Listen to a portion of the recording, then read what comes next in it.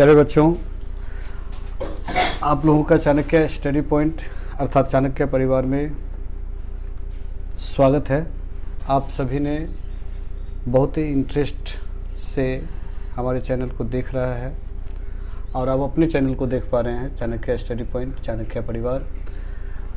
कई बच्चों का टेलीग्राम के द्वारा और मैसेज के द्वारा जो है जानकारी मिली है कि उन लोगों को 9th क्लास के साइंस के क्वेश्चन की आवश्यकता है, तो आज मैं उसी को लेकर के आया हूँ। 9th क्लास का एक सेट 100 प्रश्नों का साइंस का, और मुझे अनुमान है कि आप जो ओलंपियाड देने वाले हैं BSEB के द्वारा आयोजित, उसमें आपको इससे लगभग क्वेश्चन आने की संभावना रहेगी या इसी के इर्द गिर्द होगी। तो इसमें सभी चैप्टर से मिला करके एक सेट तैयार किया गया है। अब बारी बारी से मैं उसको बताऊंगा, उसका आंसर को आप उसको देखेंगे, और कोई भी दुविधा होगा तो टेलीग्राम या कमेंट के जरिए आप मुझे इन्फॉर्म करेंगे। निश्चित रूप से आपको जो है फ़ायदा पहुंचेगा। तो चलते हैं आज 100 प्रश्नों के सेट के साथ। पहला प्रश्न जो आपकी स्क्रीन पर है कि किसी गुटके का द्रव्यमान 2 kg है, 1 kg के ठीक उसी प्रकार के गुटके की तुलना में उसका जड़त्व क्या होगा। जड़त्व को अंग्रेजी में इनर्शिया कहते हैं, तो इसका आंसर होगा दुगुना। किसी पिंड के विराम के जड़त्व का निर्धारण किस भौतिक राशि से होता है, तो भार से, आयतन से, द्रव्यमान से या घनत्व से। तो इसका उत्तर होगा सी, द्रव्यमान से।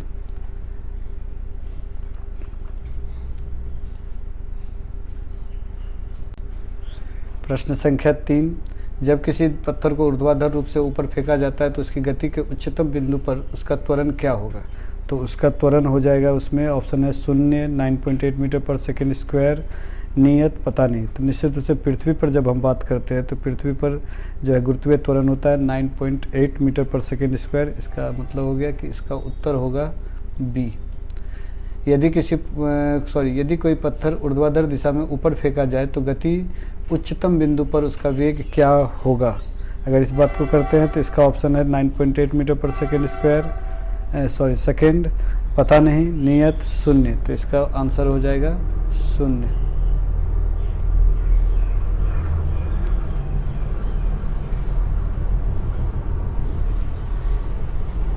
अगला प्रश्न की ओर देखते हैं।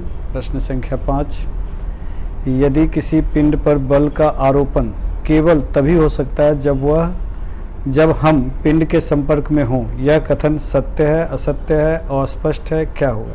तो निश्चित रूप से ये कथन असत्य है, ये ऐसा नहीं हो सकता है।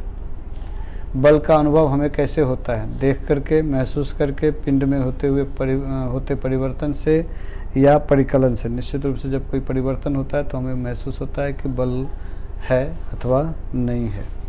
अगले प्रश्न की ओर बढ़ें। प्रश्न संख्या 7,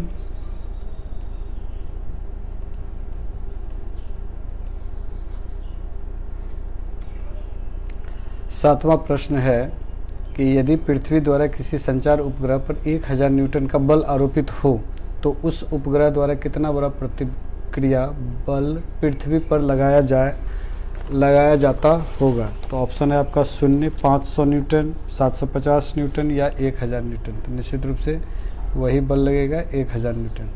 एक अचर बल नियत द्रव्यमान वाले पिंड पर लगकर कैसी गति पैदा करेगा, नियत त्वरण वाला, नियत वेग वाला, नियत संवेग वाला या अनियमित गति। तो निश्चित रूप से इसका उत्तर होगा नियत त्वरण वाला। रुकी हुई कोई ट्रेन जब अचानक चल पड़ती है तो उसमें बैठे यात्री को पीछे की ओर झटका लगता है, इसकी व्याख्या किस आधार पर करते हैं। तो इसकी व्याख्या हम लोग इसका ऑप्शन है आरोपित बल, आरोपित त्वरण, विराम का जड़त्व और गति का जड़त्व। चूँकि रुकी हुई है तो विराम, और चूँकि जड़त्व का ये है तो जो है जड़त्व। अगले प्रश्न की ओर बढ़ते हम लोग। प्रश्न संख्या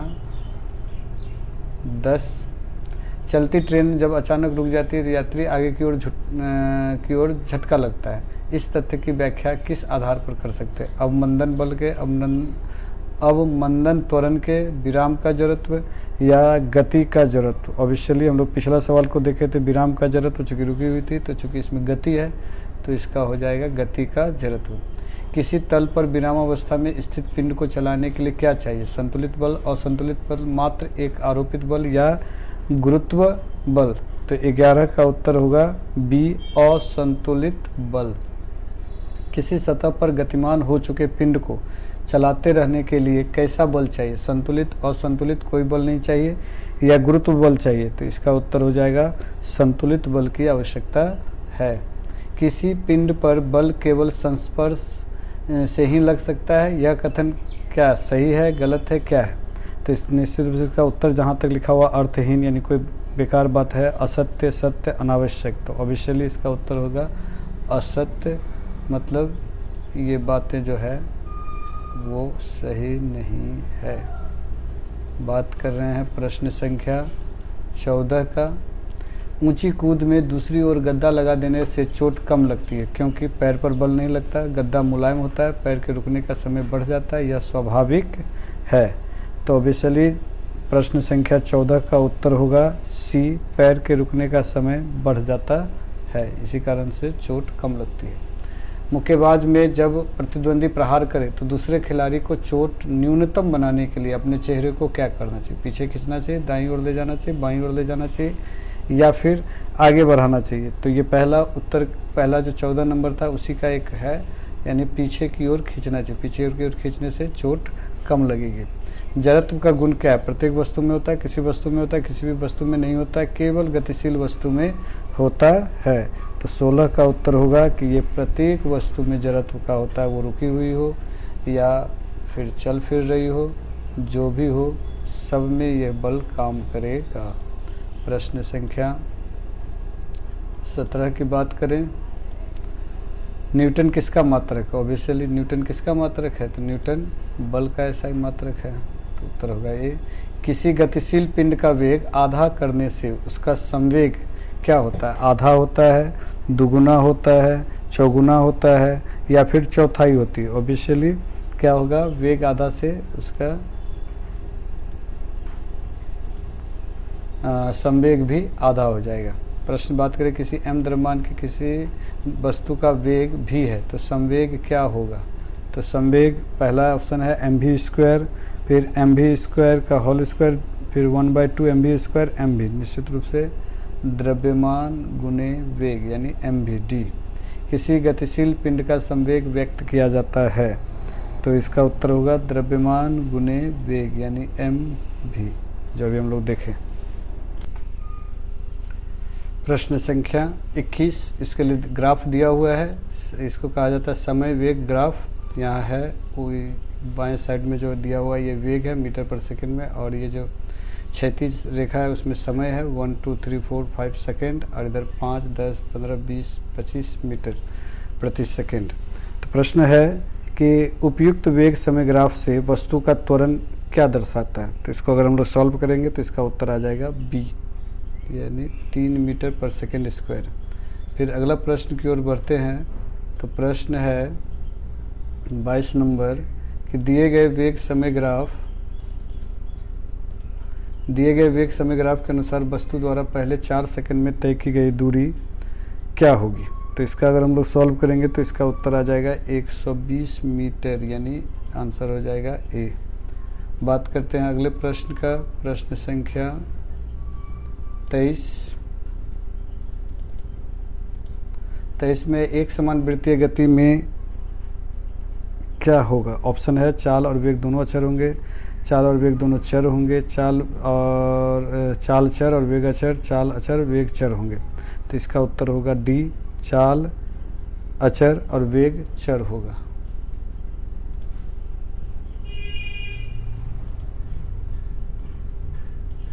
निम्न में कौन सदिश राशि सदिश नहीं है, मतलब वही सदिश राशि नहीं है? विस्थापन, चाल, त्वरण, भार। तो इसका उत्तर हो जाएगा बी, यानी चाल जो है सदिश नहीं है, अदिश है। विस्थापन की दर को क्या कहते हैं? विस्थापन की दर को चाल, त्वरण, वेग, दूरी क्या कहते हैं? तो इसका उत्तर हो जाएगा वेग, यानी कि सी। सदिश का परिमाण कभी भी नहीं होता है शून्य, भिन्नाक या धनात्मक या फिर ऋणात्मक। नोविसली इसका क्या होगा? कभी भी ऋणात्मक नहीं होगा। अचर चाल से शून्य गतिशील वस्तु का दूरी समय ग्राफ होता है? इसका उत्तर हो जाएगा सरल रेखा।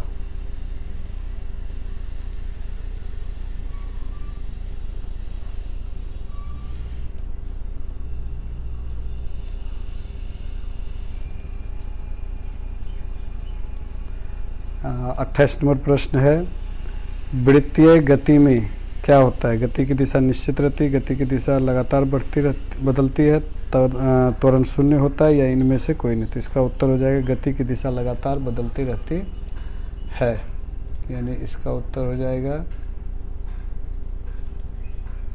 बी। 29वां नंबर प्रश्न देखिए, ओमेगा संकेत है क्या चीज़ का? तो कोणीय विस्थापन, कोणीय वेग, कोणीय त्वरण या रेखीय वेग? तो निश्चित रूप से कोणीय वेग का। ओडोमीटर क्या मापता है? चाल, दूरी, समय या औसत चाल? ओडोमीटर जो है दूरी को दर्शाता है, गाड़ी में लगी रहती है जो मीटर, जिसमें हम लोग पता चलता है कितनी दूरी हम तय करके आए हैं, तो उसी को कहते हैं ओडोमीटर, तो दूरी। 31 नंबर प्रश्न है कि चाल समय ग्राफ के नीचे का क्षेत्रफल मात्रक में निरूपित किया जाता है, मीटर या फिर मीटर स्क्वायर या फिर मीटर क्यूब या फिर माइनस मीटर क्यूब? तो इसका उत्तर हो जाएगा ए, यानी मीटर में। यदि किसी वस्तु का विस्थापन शून्य है तो उस वस्तु द्वारा तय की गई दूरी क्या होगी?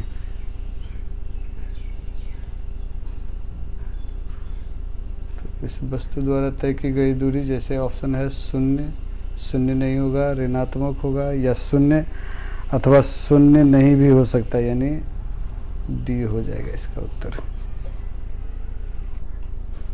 एक लड़का अपने घर से 4 किलोमीटर पर घंटा के औसत चाल से दौड़ते हुए 1/4 घंटा यानी कि 15 मिनट में स्कूल पहुंचता है, तो उसके घर से स्कूल की दूरी क्या होगी? तो निश्चित 4 गुना समय, तो 4 गुना समय अगर बात करते तो 4 गुना 1/4, तो क्या हो जाएगा? 4 कैंसिल, यानी 1 किलोमीटर पड़ जाएगा। उसके बाद अगला प्रश्न है प्रश्न संख्या 34, किसी समय अंतराल में विस्थापन का परिमाण उस समय अंतराल में वस्तु द्वारा डैश यानी तय की गई दूरी? तो इसका उत्तर हो जाएगा तय की गई दूरी से कम हो सकता है, यानी उत्तर हो गया डी। बात करें 36 किलोमीटर की चाल से चल रही कार 1 सेकंड में कितनी दूरी तय करेगी? तो इसका उत्तर हो जाएगा बी, 10 मीटर तय करेगी दूरी। यदि किसी वस्तु द्वारा तय की गई दूरी समय के अनुक्रमानुपाती होती है तो हम कह सकते हैं क्या? वस्तु का वेग शून्य है, वस्तु एक समान चाल से चल रही है, वस्तु का त्वरण अचर है, वस्तु का वेग एक समान है। तो इसका उत्तर हो जाएगा निश्चित रूप से बी, वस्तु एक समान चाल से चल रही है। बात करें किसी कार की चाल 10 सेकंड में 20 किलोमीटर पर घंटा से 50 किलोमीटर पर घंटा हो जाती है, तो उस कार का त्वरण क्या होगा? तो उस कार का त्वरण 0.83 मीटर पर सेकेंड स्क्वायर होगा। यदि दो राशियों का परस्पर ग्राफ सरल रेखा हो तो दोनों राशियां होती है क्या? तो इसका उत्तर हो जाएगा सी, अनुक्रमानुपाती।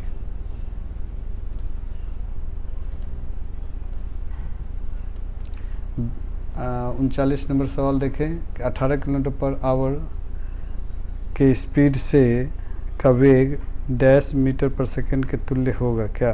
तो इसको अगर हम लोग सॉल्व करेंगे तो हो जाएगा 5। इसका फार्मूला है कि जो है ना, इसको 5/18 से गुना कर देंगे तो 18 कैंसिल, तो क्या हो जाएगा 5 मीटर पर सेकेंड स्क्वायर। 40वां प्रश्न है, यदि पृथ्वी के केंद्र से हम 2r मतलब गया कि r फॉर त्रिज्या दूर चले जाएं जहां r पृथ्वी की त्रिज्या है, तो हमारा भार वर्तमान भार का कितना हो जाएगा? तो 40 का उत्तर हो जाएगा डी, यानी कि W/4 वेट का चौथा भाग हो जाएगा। पृथ्वी के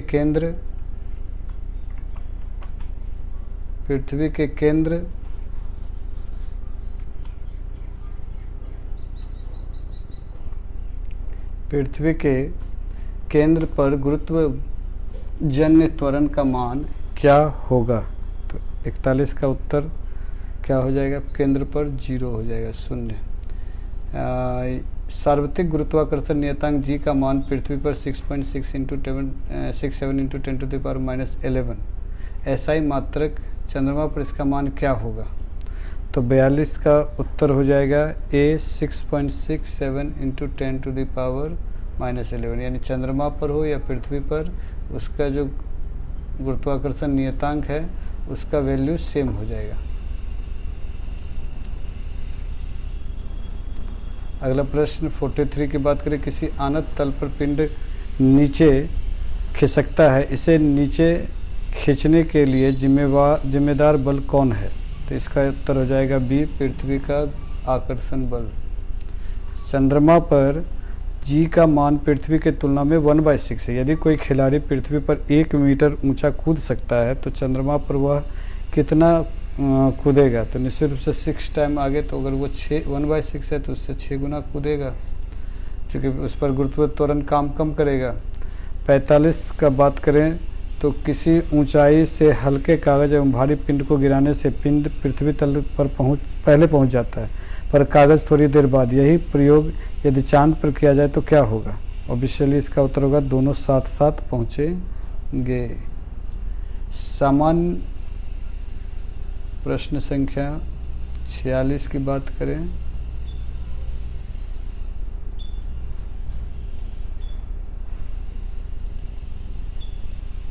सामान्य तराजू की, जिसे दंड तराजू भी कहते हैं, कि किसी पिंड के किस भौतिक राशि का मान निर्धारित करता है? तो निश्चित रूप से तराजू है तो द्रव्यमान। चंद्रमा पर वायुमंडल नहीं है, इसके लिए कौन जिम्मेवार है? कमजोर गुरुत्वाकर्षण बल, सतह की बनावट, चंद्रमा की उत्पत्ति के समय से ही वायुमंडल का नहीं होना, या पृथ्वी का गुरुत्वाकर्षण? निश्चित रूप से इसका उत्तर जो है ए होगा, कि यहाँ पर जो कमजोर गुरुत्वाकर्षण है इस कारण से। पृथ्वी का द्रव्यमान कितना है? तो इसका उत्तर है 6 × 10⁻24 kg। पृथ्वी की त्रिज्या कितनी है? तो इसका उत्तर हो जाएगा 6.37 × 10⁻6 मीटर, यानी कि डी। अंतरिक्ष में 60 kg का द्रव्यमान वाला मनुष्य का भार क्या हो जाएगा? तो इसका उत्तर हो जाएगा 10 न्यूटन, यानी सी। 50 के बाद 51 पे आ जाएं, पृथ्वी के केंद्र पर 20 kg बालक का भार क्या होगा? तो इसका उत्तर हो जाएगा 0, वहाँ यानी वहाँ पर 0 हो जाएगा। बात करते 52 का, यदि किसी वस्तु का भार 49 न्यूटन है तो उसका द्रव्यमान क्या होगा? तो उसका द्रव्यमान हो जाएगा 5 kg, उत्तर हो जाएगा सी।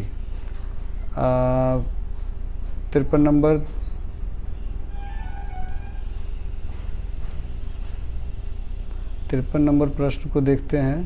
तो ये क्या कह रहा है कि दो कणों के बीच गुरुत्वाकर्षण बल होता है, उनके बीच की दूरी के समानुपाती, या वर्ग के समानुपाती, या वर्ग के व्युत्क्रमानुपाती, या व्युत्क्रमानुपाती? तो इसका उत्तर हो जाएगा वर्ग के व्युत्क्रमानुपाती, यानी सी। 54 नंबर, एक हवाई जहाज पृथ्वी के केंद्र पर इसके दुगुनी त्रिज्या दूरी पर है, तो इसके गुरुत्वीय त्वरण का मान क्या होगा? तो इसका उत्तर हो जाएगा 4.9 मीटर पर सेकेंड स्क्वायर। प्रश्न संख्या 55, कहा जा रहा है कि एक ग्रह जिसका द्रव्यमान और त्रिज्या पृथ्वी के द्रव्यमान और त्रिज्या के आधा है, तो इस ग्रह का गुरुत्वीय त्वरण भी क्या हो जाएगी? तो आधा है तो इसका गुरुत्वीय त्वरण दुगुना हो जाएगा, यानी कि 19.6 मीटर पर सेकेंड स्क्वायर। निर्वात में स्वतंत्रता पूर्वक गति करते हुए सभी पिंड की चाल समान होती है, का वेग समान होता है, त्वरण समान होता है, या बराबर होता है? तो इसका उत्तर हो जाएगा सी।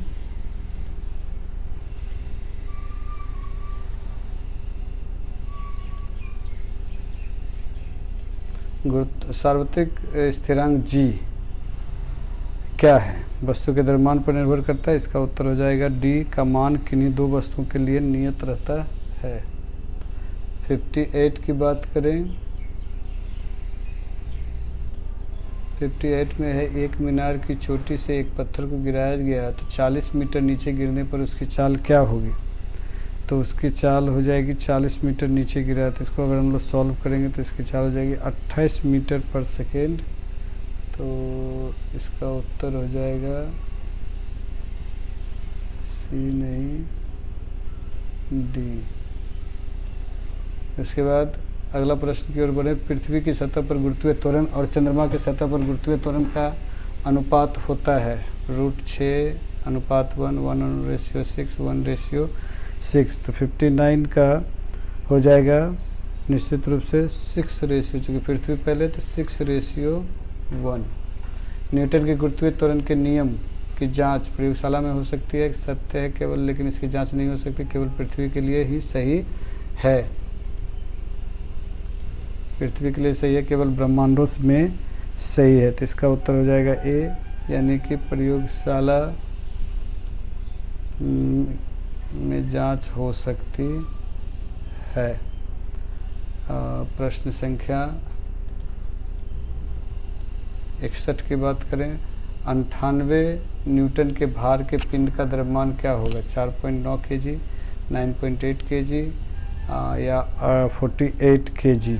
तो इसका उत्तर हो जाएगा बी, 9.8 kg।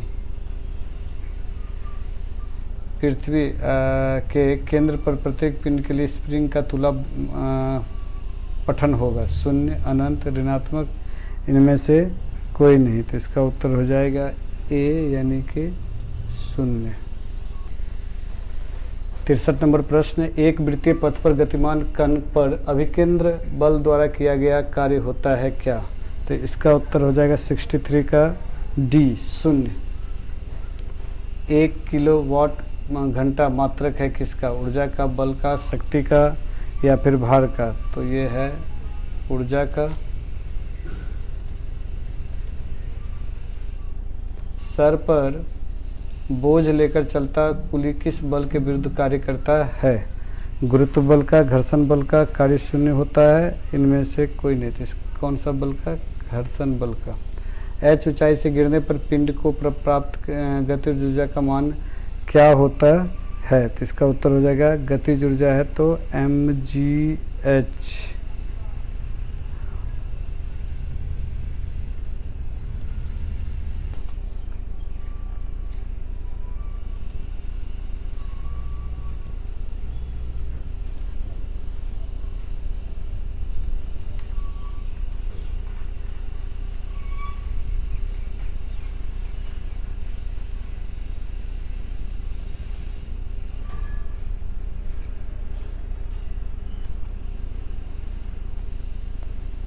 प्रश्न कर रहे हैं। प्रश्न संख्या 70 30 kg भार वाले बोझ को लेकर घर्षण रहित सतह पर 5 मीटर की दूरी तय करने में संपादित कार्य क्या होगा? तो 70 का उत्तर हो जाएगा कि 30 kg का भार है, तो इसका उत्तर हो जाएगा 0।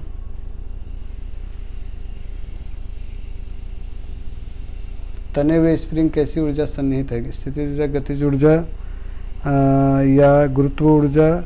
कोई ऊर्जा नहीं। तो निश्चित रूप से इसका उत्तर हो जाएगा स्थितिज ऊर्जा,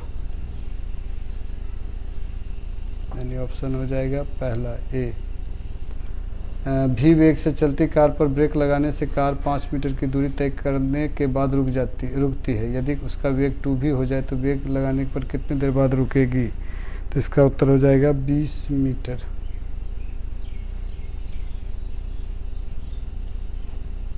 यानी ऑप्शन सी। 73 नंबर। किसी सरल रेखा में लोलक में दोलन करते समय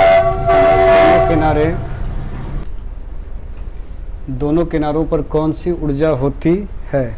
तो 73 का उत्तर हो जाएगा ए, स्थितिज ऊर्जा होती है। यदि किसी पिंड को 10 मीटर ऊपर उठाने पर 98 जूल कार्य करना पड़ता हो तो पिंड का द्रव्यमान क्या होगा? जबकि जी का मान दिया हुआ है 9.8 मीटर पर सेकेंड स्क्वायर। तो इसका उत्तर हो जाएगा 1 kg, बी।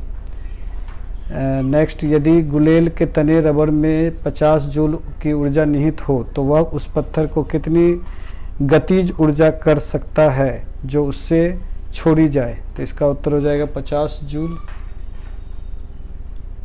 किसी दीवार पर यदि तुमने 100 न्यूटन पर का बल 5 सेकंड तक लगाया तो तुमने कितना कार्य किया? तो इसका उत्तर हो जाएगा डी, कोई कार्य नहीं किया, यानी कार्य हो जाएगा 0। अगला प्रश्न देखते हैं 77।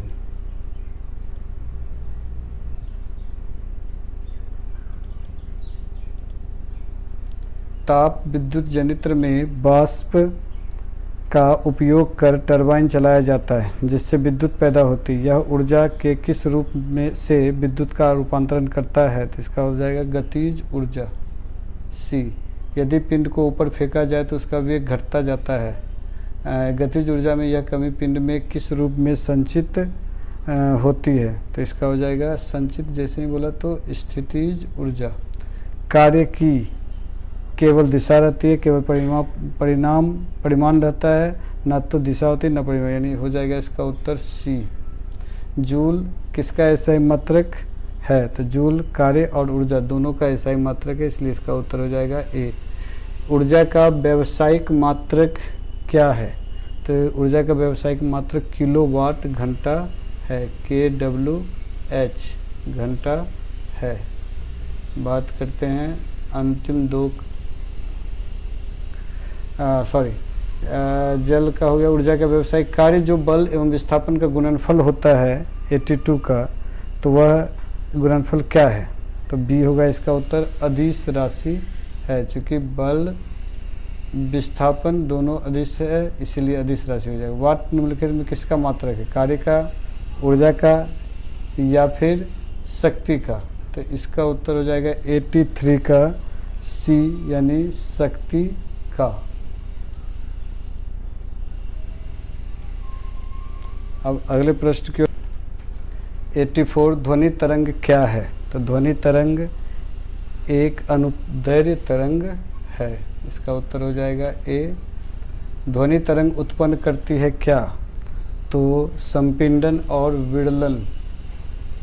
ध्वनि तरंगों की तीव्रता निर्भर करती है किस पर? तो आयाम पर। ध्वनि का तारतम्य निर्धारित होता है तरंगों के आयाम से, आवृत्ति से, तरंगदैर्घ्य से या फिर तीनों से? तो नहीं, इसका उत्तर हो जाएगा आवृत्ति से, यानी हो जाएगा बी नंबर उत्तर। 88, ध्वनि तरंग का तरंगदैर्घ्य जिन दो क्रमिक स्थानों के बीच की दूरी है वे क्या कहलाता है? तो इसका उत्तर हो जाएगा संपीड़न या विड़लन।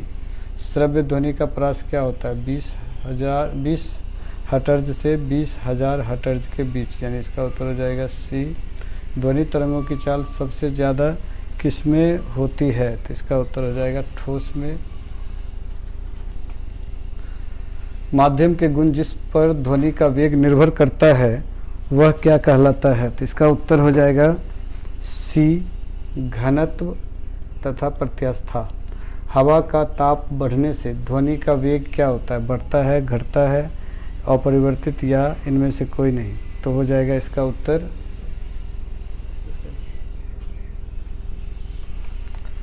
तो इसका हो जाएगा 92 का जो है ए, यानी कि बढ़ता है।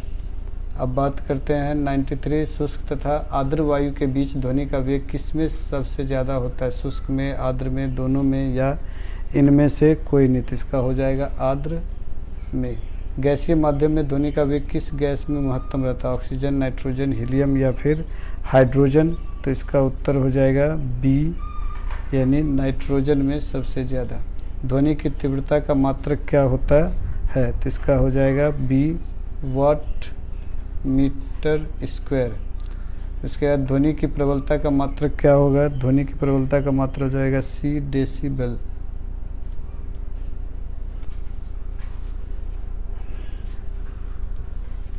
प्रश्न संख्या 95 जो है इसमें लिखा हुआ है कि ध्वनि की तीव्रता का मात्रक, तो निश्चित रूप से इसका उत्तर भी जो है डेसिबल ही होगा,